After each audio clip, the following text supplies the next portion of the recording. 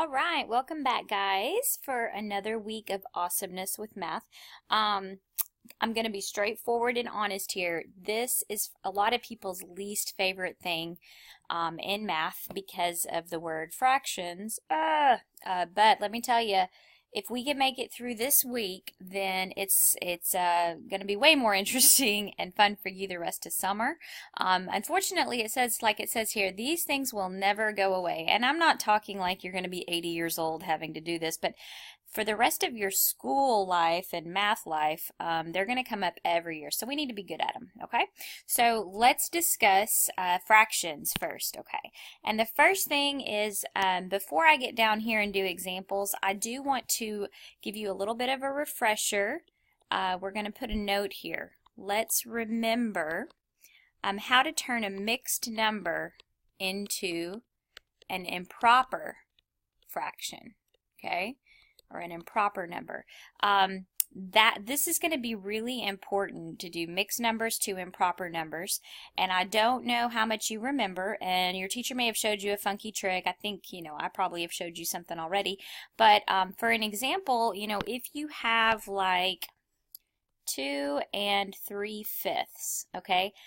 We don't want to do mixed numbers whenever we're going to be mathing down here, so you're going to want to change it into an improper fraction first. So you can do an equal sign, or you can do the little arrow like I did. And the way that you do it is that your denominator right here, you need to work around your problem like in a circle almost. You need to take your denominator times the number out front, and then you add the number on top. So it's kind of like this. If you want to put a dot here, it's going to be like 2 times 5, or 5 times 2. Oops, my dot went away. Okay. And then once you multiply those two, then you add the guy that's at the top. Okay. So 2 times 5 is 10.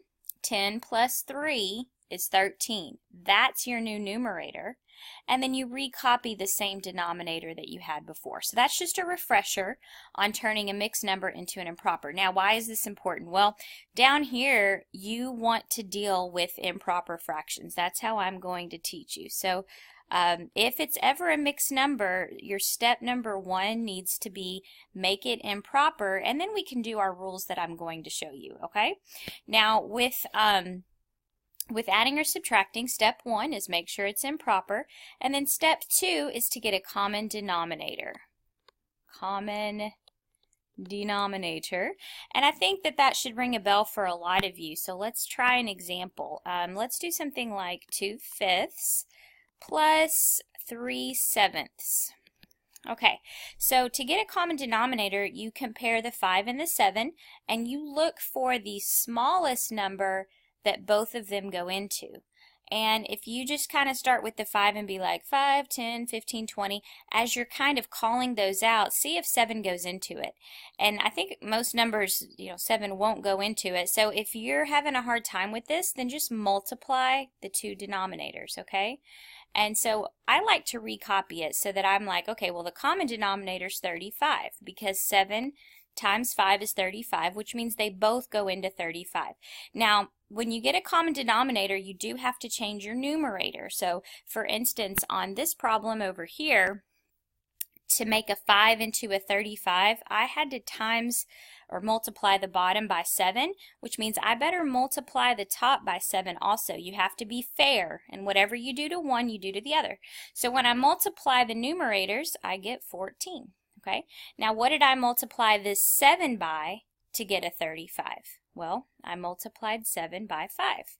So if I multiply the bottom by 5, I need to multiply the top by 5. So 3 times 5 is 15. So now we have been fair to the fractions, and whatever we've done to the bottom, we've done to the top. Once they have the same denominator, what are we supposed to do? Well, all we're supposed to do is put them together. You get to recopy the common denominator, and then you just add the top. 14 plus 15, and I believe that is 29. And if this fraction reduces, you can reduce it. This one does not. There's no number that goes into 29 and 35. So this would be my final answer, okay? So let's try another one, maybe with subtraction and maybe with a mixed number, okay? So another example would be like 3 1/3 minus, let's say it was like 2 1/2. Okay, so if it was a problem like this with mixed numbers, I know you learned a certain way last year, but I'm telling you, in high school, we do it a little bit different, and even in middle school, the end of middle school, we do it a little bit different. So we want you to turn this into an improper fraction first, like both of them into improper. So let's do that rule that we were talking about. Multiply the bottoms, then add the top. So 3 times 3 is 9. 9 plus 1 is 10. And you put it over the same denominator that was there before, okay? Minus, now we'll do the same thing here. 2 times 2 is 4. 4 plus 1 is 5. And we'll put it over the same denominator that was there before. So we've just done step number 1 right up here. We've turned them into improper fractions. Now we need a common denominator. So what's a number that both 3 and 2 go into evenly? Well, they both go into 6, don't they? So what we could do is recopy our problem, but change the bottom to a 6, okay? Now, how did I turn this 3 into a 6? Well, I multiplied it by 2, which means I need to take the top and multiply it by 2, which puts a 20 there, right? Now, what did I multiply the 2 by to get a 6? I multiplied it by 3. So to be fair, you better multiply the top times 3, and we'll get a 15. Now what? 20 minus 15 is 5. Recopy the bottom, and you are finished. Okay? So there's adding and subtracting fractions. Now, let's talk multiplying and dividing fractions. This one's actually a little bit easier when you multiply and divide because I still want you guys to get improper, okay? That's still important, improper fractions, but we're not going to get a common denominator anymore. All that we have to do here is reduce and multiply. Reduce/multiply. So let's do an example of that so you can see what I'm talking about. So let's pretend it's like 5/6 times, I don't know, maybe something like 10 and 15, something like that. Okay, so 5/6 times 10/15. Now, you have to make sure they're in proper fractions, which they are, and then it says reduce and multiply. Now, how do you reduce? Well, for me, there's a couple ways you can reduce. You can reduce a fraction top to bottom, like if there's a number that goes into both, or you can reduce diagonally, okay? So what I like to do is just look for something obvious, like 10 over 15. If you know that 5 goes into both of those numbers, then let's divide the top by 5 and get 2. And let's divide the bottom by 5 and get 3. So this is just reducing a fraction, which I know you learned already.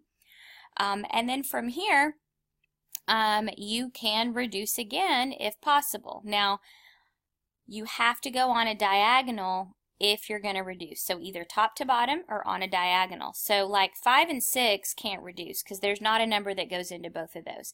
5 and 3 cannot reduce. There's not a number that goes into those. But look at your 2 and your 6.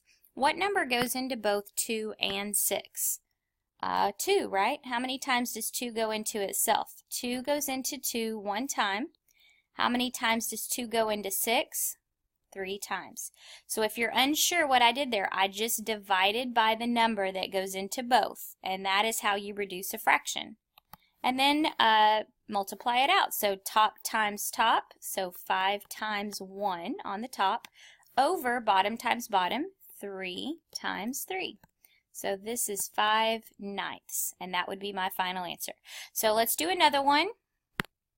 And maybe you could try, maybe I could show you the problem, 1 2/3 times 3/5. Okay, let's pretend this is the problem, and if you want to hit pause and try it yourself, you can. Remember to turn it into an improper fraction first, and then reduce and multiply, okay? But I'm going to go ahead and do that now. All right, improper fraction is what I need, so 3 times 1 plus 2 is 5/3. Times 3/5. Okay, now before I just multiply straight across, I'm going to see if anybody reduces. And in this problem, lots of people reduce. Okay, that won't reduce, but look at the 3 on the diagonal. 3 divided by 3 is 1, and this 3 goes into itself once. And look at the 5s. 5 goes into itself once, 5 goes into itself once. 1 times 1 over 1 times 1 equals 1. So that could be your answer there. All right, cool. So if you want to take a break, hit pause and just do these problems on your practice sheet now.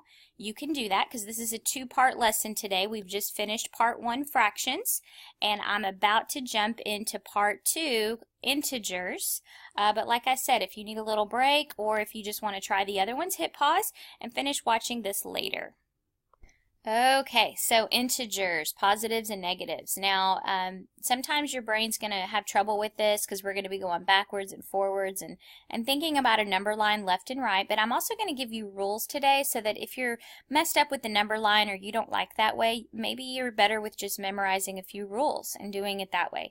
So, first of all, an integer, guys, an integer is a whole number, okay? So we're not going to have fractions down here yet. An integer is a whole number, and we're doing positive versus negative. So this is sort of like what we've done before, where you could do this whole assignment with a number line and think about the numbers back here as being negative, the numbers to the right are positive, and we can move left and right like we did before.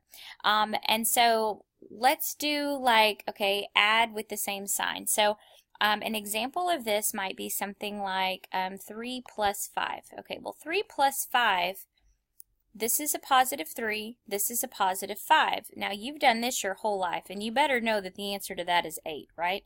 But on a number line, it would mean that they're both positive, so I start at positive 3 and then I need to go 5 in the positive direction. 1, 2, 3, 4, 5, and that's why it's 8, okay? What if I change that to negative 3 plus negative 5, okay? Well, that would mean these guys are both negative. So I would start at negative 3, 1, 2, 3, 4, oops, let me start at negative 3, there we go, negative 3, and I need to go 5 in the negative direction, so to the left, and when I do that, it would kick me back here at negative 8.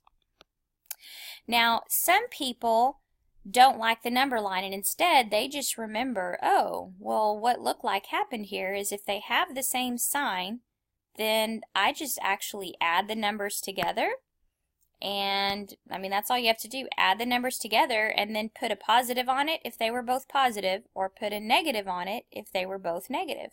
So you can kind of make yourself a note that it's sort of like add like normal, like what you're used to doing, but if both negative,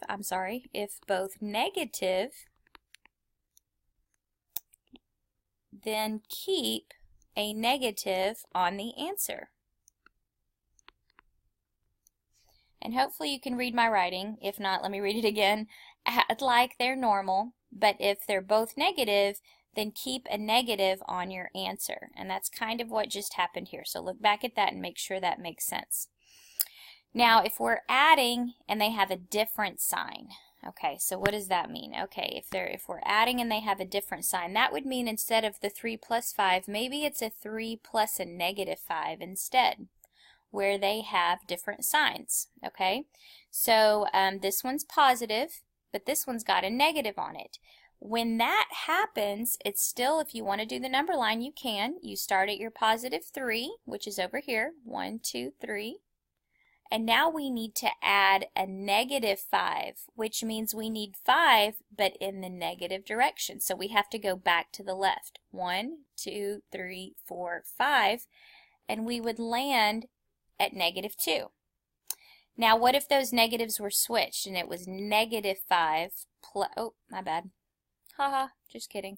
What if it was negative 3 and a positive 5? Okay. Well, if it was negative 3 and positive 5, I've switched where the negative is now, but one's negative and one's positive. Now we would have started on our number line at negative 3. Here's 0, 1, 2, 3. Don't write this down. You don't need to write this part down. I just want to show you. You would have started at negative 3, and we would have gone 5 in the positive direction. So 1, 2, 3, 4, 5.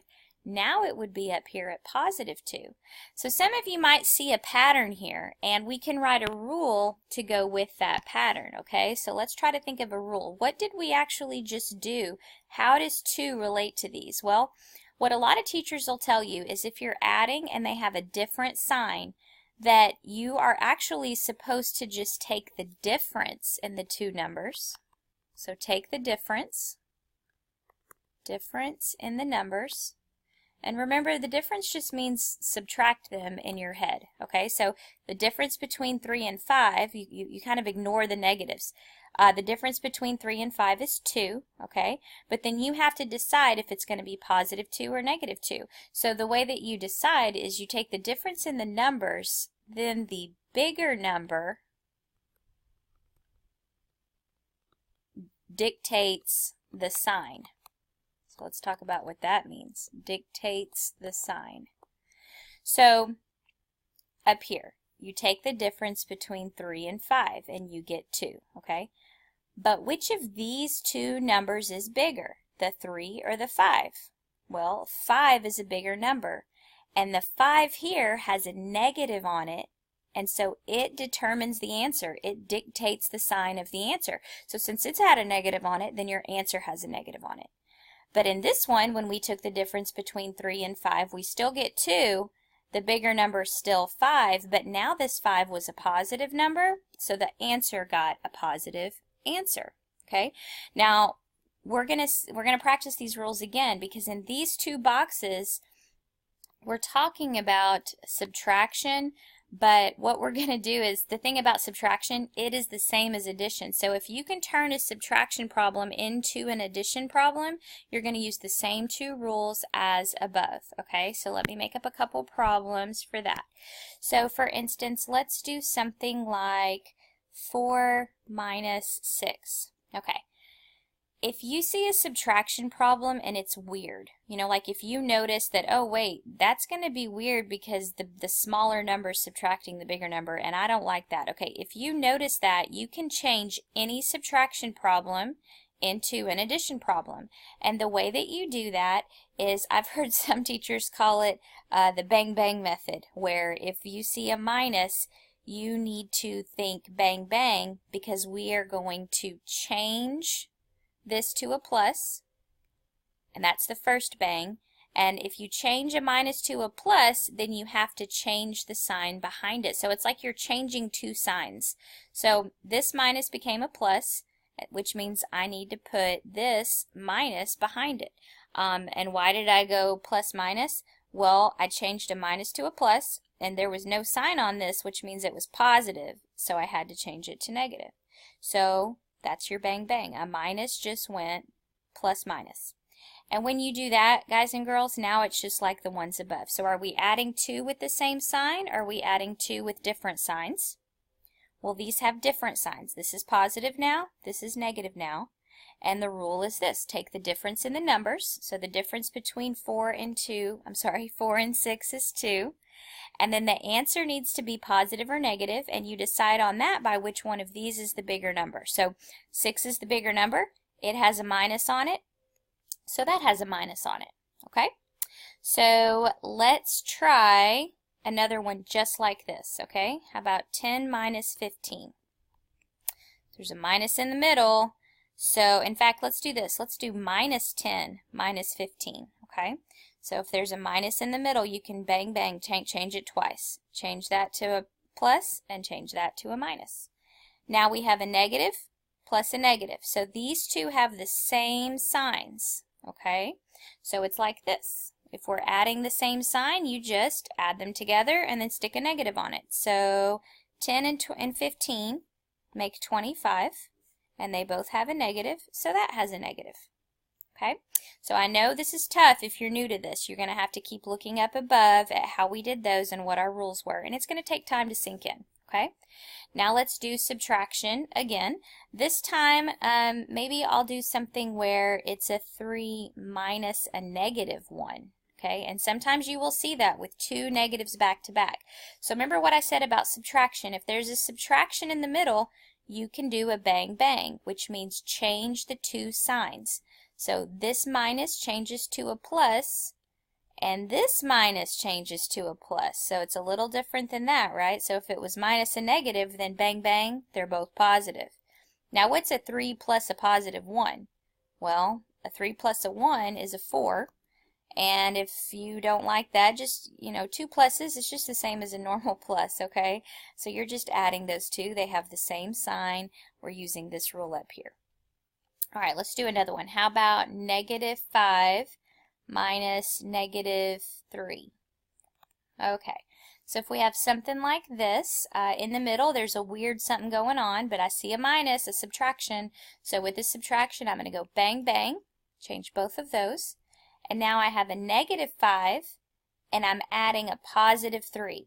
So these two have different signs. One's negative, one's positive, which means I'm up in this box up here. And what's the rule? Well, we take the difference in the numbers. So the difference between 5 and 3 is 2. And will that answer get a minus or will it get a plus on it? Well, it should get a negative on it because the 5's the bigger number and it had a negative on it. Okay? All right, cool. So that's a lot. And if you want to hit pause and go do those problems now on your practice sheet, you can. These last two will actually be pretty quick, but there's different rules here than there are with adding and subtracting. The good news is they are easier rules. So hopefully, if you want to keep rolling, keep rolling. If not, go try those problems, okay? All right, I'm going to go ahead to multiplying and dividing if they have the same sign. This is a really easy rule. If you multiply and divide and they have the same sign, your answer is going to be positive. Always. So that's really nice. So for instance, like negative 4 times a negative 6, it's going to be, just do your normal multiplication. What's 6 times 4? Well, it's 24. And if it's a minus and a minus, if they have the same sign, it always comes out positive. So what if it's a positive 4 and a positive 6? Well, that you've done that your whole life. 4 times 6 is 24. And just to be clear, these two parentheses, they do mean times. This means multiply. If I stuck the dot in the middle instead, that's the same thing, okay? So this means multiply, this means multiply, this means multiply. But if they're the same, it always comes out positive, okay? So what do you think happens if they have different signs? So like if it's one of them's negative times one of them that's positive. Well, it's going to be the opposite of this. It's always going to come out negative. So if it was like a negative 3 and a positive 4, okay? Well, negative, it doesn't matter which one is negative. This is negative, this is positive. You multiply them like normal, but your answer better have a negative on it. Positive 3 times negative 4. Doesn't matter which one's negative, but one of them's negative, which means the answer will be negative. Okay, and that's the only rule with that. So good luck trying those problems, guys. And like I said, this might be the toughest week for some of you, but we'll practice this like the rest of summer because it'll be a lot of your next year. So if you haven't already done it in class. All right, good luck with the problems. We'll see you guys later.